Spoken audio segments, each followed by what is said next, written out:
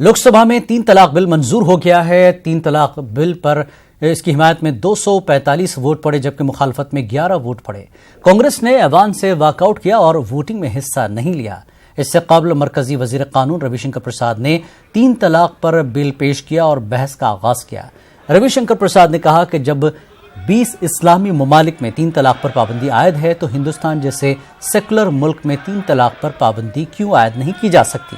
वज़ीर कानून ने कहा कि इस मामले को सियासी रंग न दिया जाए।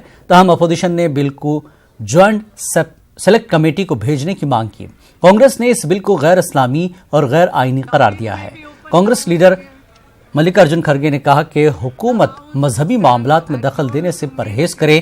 TMC, Samajwadi party, AIADMK, Telugu Desam, TRS, MIM समेत कई अपोजिशन जमातों ने बिल की मुखालफत की।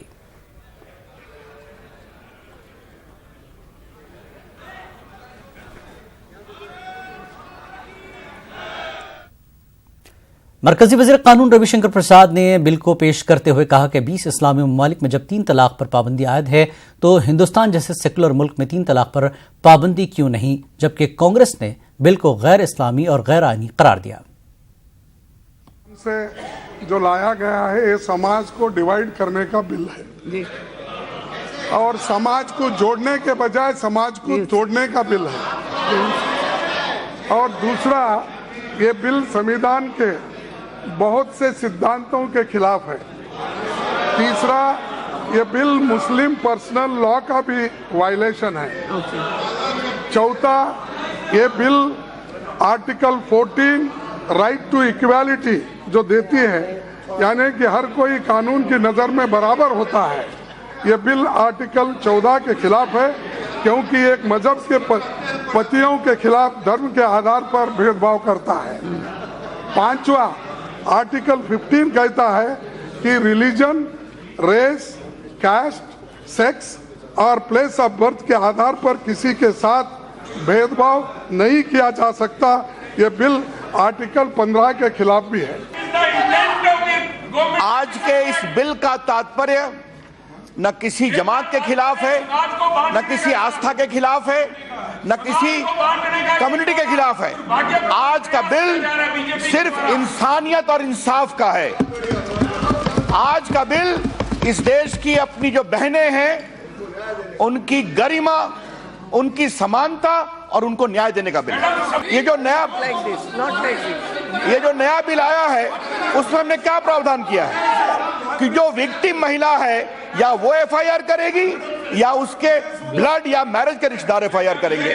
दुनिया के 20 से अधिक इस्लामिक मुल्कों में भी 3 तलाक को नियंत्रित किया गया है और भारत तो सेकुलर मुल्क है, तो फिर यहां पर आपत्ति क्यों होती है। CPIM लीडर मोहम्मद सलीम ने हुकूमत की नीयत पर सवाल खड़े किए। वहीं मरकजी वजीर स्मृति ईरानी ने कहा कि यह बिल मुस्लिम खवातीन को मसावियाना हुकूक दिलाने की जानिब एक कारगर कदम है। ये सरकार चल रही है और संसद को किस तरीके से लिया जाता है, संसदीय समिति को किस तरह से लिया जाता है, ये एक नमूना है। उस समय भी हम पीठासीन अध्यक्ष महोदय ने कहा था कि आप ऐसे बिल को जो विवादास्पद है, जहां कहा जा रहा है कि स्टेक होल्डर्स की बातें सुननी पड़ेगी, एक्सपर्ट्स की बातें सुननी पड़ेगी, आप इंसाफ का गुहार लगा रहे हो तो उन महिलाओं संगठन से बात करना पड़ेगा और इसके लिए स्टैंडिंग कमेटी में जाना चाहिए था, लेकिन आप कमेटी में नहीं ले गए क्योंकि आपको हड़बड़ी है। कौन सा हड़बड़ी है? आप 1 साल में तो बिल पारित नहीं कर पाए और फिर लोकसभा को फिर ले आए आप। आज हम समझते हैं ये इतना जो बहस किया जा रहा है वो मेन मुद्दे से मामले को हटाने के लिए। आज हमारे देश में सबसे बड़ा परेशानी माइनॉरिटीज के भी है, बाकी लोगों का भी है, लेकिन खासकर मुस्लिम माइनॉरिटीज का जो उसका इक्विटी का सवाल है, जो उसका सिक्योरिटी का सवाल है, जो उसका इक्वलिटी का सवाल है। आज से 10 साल पहले सचार कमेटी की रिपोर्ट के बाद जो लेकर चर्चा हो रही थी, आज उसको पीछे ढकेल दिया गया, उसको भुला दिया जा रहा है। सवाल इक्वलिटी का है। When we ask for equality, आप खामोश क्यों हो जाते हो? हम इक्वल राइट्स चाहते हैं, बेशक among the women and men also। आज जो लोग कहते हैं कि जल्दी क्या है, क्योंकि सुप्रीम कोर्ट फैसला सुना चुकी है, उनसे कहना चाहती हूं कि 477 बहनें आज भी है हिंदुस्तान में जो सुप्रीम कोर्ट के जजमेंट के बाद भी तलाक बिद्दत की शिकार हुई हैं। 477 तो बहुत बड़ी संख्या है महोदय। अगर एक ही बहन के साथ इस प्रकार का अन्याय हुआ तो इस सदन की, हम सबकी ये जिम्मेदारी है कि हम उस बहन को न्याय दिलवा। मरकजी वज़ीर अक़लियती उमूर मुख्तार अब्बास नकवी ने 3 तलाक बिल को समाजी इंसाफ के नजरिए से देखने की बात कही, तो वहीं असदुद्दीन अवैसी ने कहा कि मुस्लिम खवातीन इस बिल की मुखालफत करती हैं। सुप्रीम कोर्ट के मुस्लिम महिलाओं के सामाजिक संवैधानिक अधिकारों की सुरक्षा से संबंधित जो निर्णय है उसको प्रभावी बनाने के लिए आप यहाँ पर कानून बना लेकर के आए कि ये मुद्दा इस्लाम से या धर्म से जुड़ा हुआ नहीं है, ये शुद्ध रूप से सामाजिक कुरीति और कुप्रथा से जुड़ा हुआ है। मैं हिंदुस्तान के वतन अजीज के 100% मुस्लिम खवातीन की तरफ से बहैसियत एक बाप, बहैसियत एक भाई, बहैसियत एक चाचा और बेटा इस ऐवान के जरिए हुकूमत को बताना चाह रहा हूं कि हिंदुस्तान की 100% मुस्लिम खवातीन इस बिल की पुरजोर मुखालिफत करती है और उसको रिजेक्ट करती है। मैं आपके जरिए हुकूमत से पूछना चाहता हूं कि आखिर आपकी कौन सी मजबूरी है कि हमारे वतन अजीज में होमोसेक्सुअलिटी को डिक्रिमिनलाइज कर दिया गया। 377 का जजमेंट है, होमोसेक्सुअलिटी डिक्रिमिनलाइज कर दिया गया और आप ट्रिपल तलाक को क्रिमिनलाइज कर रहे हैं। एक मर्द और मर्द, एक खातून और खातून अपने साथ रहकर जो भी करना चाहे कर सकते हैं, उस पर आपको आपत्ति नहीं है। आपको आपत्ति है कि ट्रिपल तलाक को क्रिमिनलाइज किया जा रहा है। क्यों किया जा रहा है? क्योंकि इस्तेमाल हमारे खिलाफ होगा। दूसरी बात मैडम स्पीकर साहिबा, एडल्ट्री का कानून इस सरकार ने खवातीन पर लेडीज पर एडल्ट्री का कानून लागू करने की सुप्रीम कोर्ट को कहा, सुप्रीम कोर्ट ने उसको डिक्रिमिनलाइज कर दिया गया और आप एडल्ट्री को सुप्रीम कोर्ट ने डिक्रिमिनलाइज कर दिया गया, आपको खामोश बैठे रहे, मगर ट्रिपल तलाक का मामला क्रिमिनलाइज कर रहे हैं। तलाक सलासा बिल पास होने के बाद अपोजिशन ने हुकूमत को सख्त तनकीद का निशाना बनाया। अपोजिशन का कहना है कि यह बिल मुस्लिम खवातीन की हिमायत में नहीं है, बल्कि यह बिल मुस्लिम मर्दों को जेल पहुंचाने का जरिया है। तलाक को असंवैधानिक मानते हैं, अनकॉन्स्टिट्यूशनल मानते हैं और मुस्लिम पर्सनल लॉ के अंदर 100% इसके अंदर हम लोग क्या मानते हैं, इंटरफेरेंस मानते हैं, जो गैर कानूनी है बिल्कुल। इसको जेपीसी में भेजना चाहिए, ये हमारा डिमांड है। और उसमें इनकी इंटेंशन एक कम्युनिटी को तंग करने की है, ना कि वुमेन को एम्पावरमेंट करने की। जब आप बात ही नहीं सुन रहे हैं तो निश्चित तौर से हमारे पास एक ही रास्ता था कि हम वर्कआउट करें। देखिए, जिसको आप भागना कहते हैं उसको हम अपना डेमोक्रेटिक राइट कहते हैं।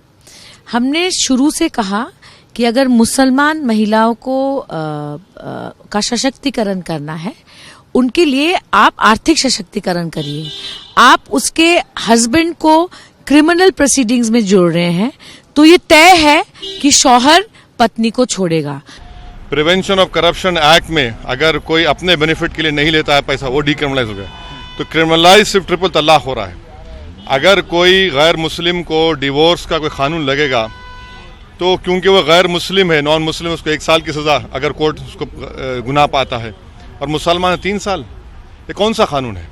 और क्या अगर कोई जेल में रहेगा, और जेल में रहेगा तो शादी रहेगी, और अगर वो 3 महीने के बाद या 1 महीने के बाद जेल से बाहर निकलेगा तो क्या उसकी बीवी फूल का हार लेकर खड़े रहेगी जेल के सामने और कहेगी कि बहाओ फूल बरसाओ मेरा महबूब आया है?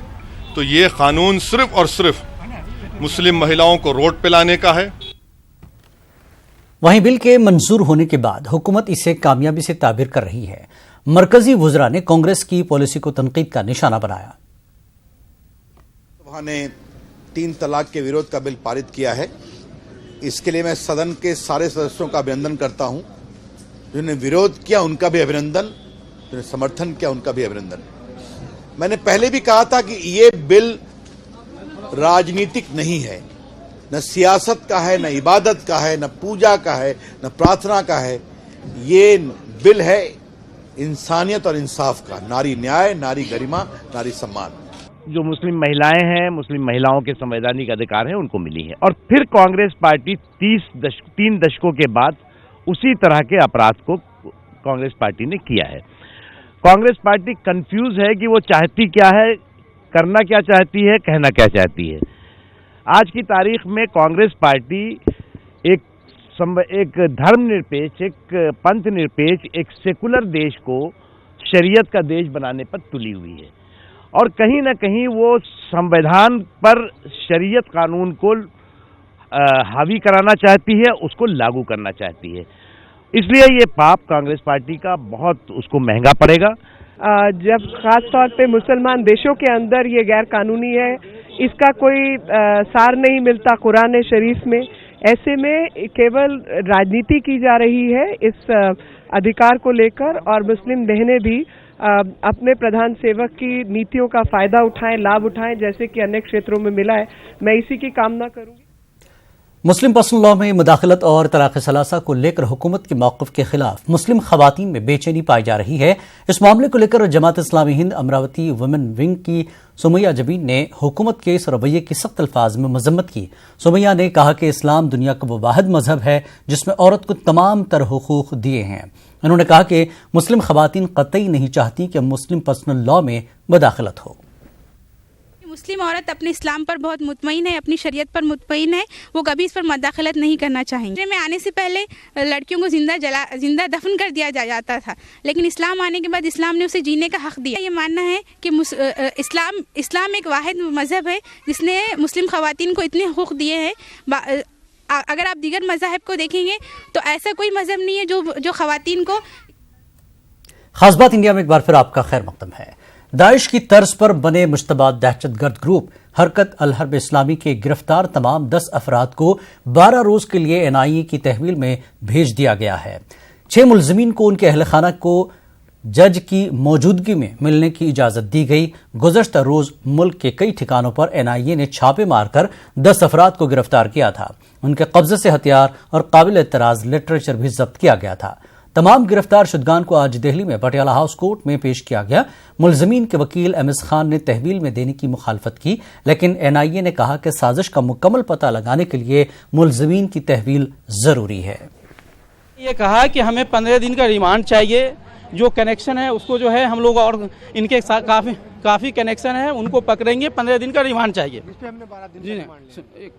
उसके बाद जो है हमने अपोज किया, क्योंकि ये जो कह रहे हैं NIA कह रही है और चीज़ पकड़ेंगे, तो ऑलरेडी जो है प्रोड्यूस करने से पहले ही सब पूरा मीडिया में आ चुका है कि ये पकड़ा, हमने ये पकड़ा और ये कनेक्शन है 10 बार। दूसरे स्टेट में जाने की भी बात NIA ने कहा कि कोई स्टेट का नाम नहीं लिया। NIA ने कहा कि हम जो है आउट स्टेशन जाएंगे, कहाँ जाएंगे ये कुछ स्पेसिफिक नहीं है। 12 दिन का रिमांड है, 8 तारीख को फिर पेश करेंगे। कोई किसी पे कोई स्पेसिफिक NIA की तरफ से चार्जेस नहीं लगाए हैं। NIA ने ये 10 लोगों का बताया कि कोर्ट ने फिर अदालत ने NIA से उनका केस डायरी मांगा कि कौन सा एक्यूज को कब गिरफ्तार किया गया, प्लस क्या एक्यूज का क्या रोल रहा। तो NIA ने ऐसा रिमांड एप्लीकेशन में कोई स्पेसिफिक रोल किसी का नहीं बताया, सिर्फ उन्होंने कंसोलिडेटेड कि क्या क्या रिकवरी, जो एलाइज रिकवरी वो इफेक्ट हुई वो हुई, प्लस NIA ने 15 दिन की रिमांड की थी टू अंडर द कॉन्स्पिरेसी, और जो क्या प्लानिंग चल रही थी उसको हमको वर्कआउट करने के लिए 15 दिन का रिमांड मांगा था। तो जिसको हमने अपोज किया था कि साहब NIA ने कल प्रेस कॉन्फ्रेंस ऑलरेडी कर चुकी है और सारे न्यूज़पेपर्स में पूरा 2-2 पेज का न्यूज़ है कि क्या नाम भी वहाँ पर कुछ डिस्क्लोज हुए कि कौन सी जगह। तो सारी इन्वेस्टिगेशन आप लोग ऑलरेडी कर चुके हैं, आप प्रेस कॉन्फ्रेंस कर चुके हैं, तो बचा क्या इसमें इन्वेस्टिगेशन के लिए। प्लस आपने कोई रोल नहीं दिखाया कि अगर किसी ने प्रोक्योर किया कोई कि उसका डिस्क्लोजर स्टेटमेंट ऐसा नहीं है कि कोई जगह को बता सके। तो कुल मिलाकर ये अपोज किया, तो लेकिन कोर्ट ने 12 दिन का जो है रिमांड जो है NIA को दे दिया। बिल्कुल स्टूडेंट्स हैं, प्लस जो पुलिस से रिकवरी प्लांट की है वो भी कहा गया कि कोई ट्रैक्टर का पावर नोजल है जिसको प्लांट करके NIA वाले बोल रहे हैं कि साहब ये रॉकेट लॉन्चर है। और जो एक्सप्लोजिव की बात करें वो सुतली बम जो दिवाली पे फूटते हैं उनको प्लांट करके बोल रहे हैं कि साहब ऐसा एक्सप्लोजिव। तो ये सब अदालत में दलील रखेंगे।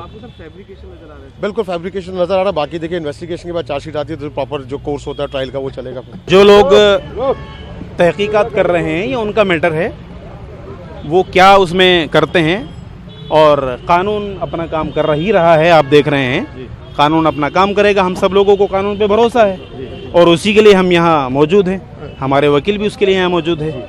हम तो बल्कि ये चाहेंगे कि कहीं भी, यही नहीं कहीं भी अगर कोई मुलजिम है, कोई मुजरिम है, कोई गलत काम करता है, उसको उसकी सज़ा मिलनी चाहिए, लेकिन नाजायज़ तौर पर भी किसी को नहीं सताया जाना चाहिए। ये हमारा कहना है। उर्दू और फारसी के मशहूर शायर मिर्जा असदुल्ला खान गालिब का आज 222वां यौम पैदाइश है। दिल्ली में वाक़ गालिब के मज़ार पर उर्दू दां तबके से वाबस्ता अफराद ने गुलहाए अक़ीदत पेश किए और फातिहा ख्वानी की। लेकिन नाज़रीन, आज हम आपको गालिब के मज़ार की ऐसी तस्वीर दिखाएंगे जिसे देखकर आपको ये जरूर महसूस होगा कि गालिब को गालिब के बाद क्या मिला।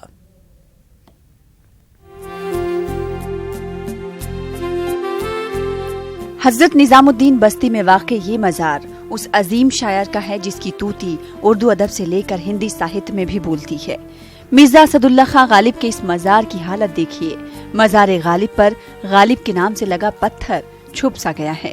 शोहरत के बावजूद आज भी गालिब भीड़ में तन्हा और अकेले हैं, लेकिन इन सब के बावजूद 222वीं में पैदाइश पर उर्दूदां अपने तौर पर गालिब को याद करते आए हैं। फातिहा खानी हो रही है और गालिब का जिक्र हो रहा है और साथ ही गालिब को भारत रत्न देने की मांग भी। दुनिया उनकी अजमत का अंदाज़ा तो आप इसी बात से लगा सकते हैं कि उल्टी सीधी शायरी करके भी लोग अक्सर गालिब के नाम मंसूब किया कर देते हैं। और यूँ समझिए कि उर्दू नाखानदा लोगों के लिए शायरी का मतलब है गालिब और गालिब का मतलब है शायरी। तो आलमी उर्दू ट्रस्ट ने ये जो सिलसिला कायम किया है, मेरे ख्याल में बहुत ही अहम सिलसिला है और ये होना चाहिए।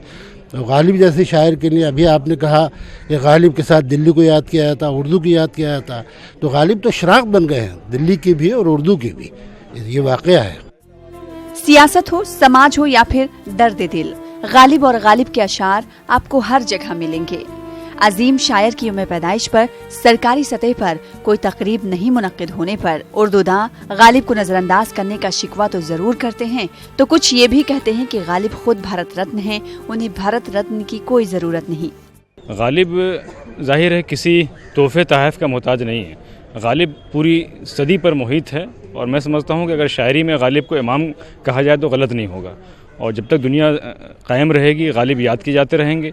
ये जो आपने सही कहा कि गालिब को उसको उस तरह से हक़ नहीं दिया गया, हमारी बहुत डिमांड थी। अंजुमन तरक्की उर्दू हिंद ने कहा कि गालिब के नाम से कोई मेट्रो स्टेशन का नाम रख दिया जाए, गालिब के नाम से कोई यूनिवर्सिटी बना दी जाए, लेकिन हुकूमत की सर्दमहरी तो है, उसके बावजूद हम लोग अभी इस चीज़ को आगे लेके चल रहे हैं। गालिब अपना इंसाफ खुद कर लेता, ये सब चीज़ें उसके लिए बहुत मामूली चीज़ है। सड़क का नाम भी मैंने कोशिश की, नहीं हो पाया, कोई बात नहीं, किसी भारत रत्न की ज़रूरत नहीं। भारत का सबसे बड़ा अगर कोई शायर है। सरकारी सतह पर गालिब को लेकर खामोशी के बरक्स गालिब नौजवानों के लिए काफी दिलचस्पी भरा सब्जेक्ट है। निजामुद्दीन औलिया के उर्स में आए नौजवान गालिब के मज़ार पर पहुंच रहे हैं। गालिब को शुरुआत से माहौल इस तरह से था कि उर्दू में पढ़ाई वगैरह होने की वजह से उर्दू में सबसे बड़ी शख्सियत अगर मानी जाए तो बिल्कुल गालिब साहब है। गालिब साहब आज से ही नहीं, हमारे सदियों से, जब से वो हैं और तब से लेकर आज तक गालिबन 221 साल हो चुके हैं उन्हें, और तब से लेकर आज तक वो उर्दू पढ़ने वालों को मुतासिर करते आ रहे हैं और गैर उर्दू जो ज़बान के हैं उनको भी बिल्कुल मुतासिर करते आ रहे हैं। अच्छा लगता है बिल्कुल। उनके एक शेर है, कई सारे शेर हैं जैसे उनकी गज़लें हैं, लेकिन खुसूसियत के साथ उनकी शख्सियत बिल्कुल अच्छी लगती है। मुल्क की सियासत का मंदिर पार्लियामेंट हो, समाज की कोई तकरीब हो या फिर दर्द दिल, हर जगह मिर्जा असदुल्ला खां गालिब के शेर पढ़े और गुनगुनाए जाते हैं। यानी गालिब से लिया तो बहुत कुछ जाता है लेकिन लौटाया कुछ नहीं जाता। न्यूज़ 18 उर्दू के लिए दिल्ली से खुर्रम शहजाद की रिपोर्ट। उर्दू दुनिया का आफ्ताब कहलाने वाले आलमी शोहरत याफ्ता शायर असदुल्ला खान गालिब का आज यौम पैदाइश है। 200 साल कबल यानी 27 दिसंबर 1797 में आगरा में पैदा होने वाले इस अजीम शायर की शायरी आज भी उतनी ही अहम और मकबूल आम है जितनी कि खुद गालिब के दौर में थी।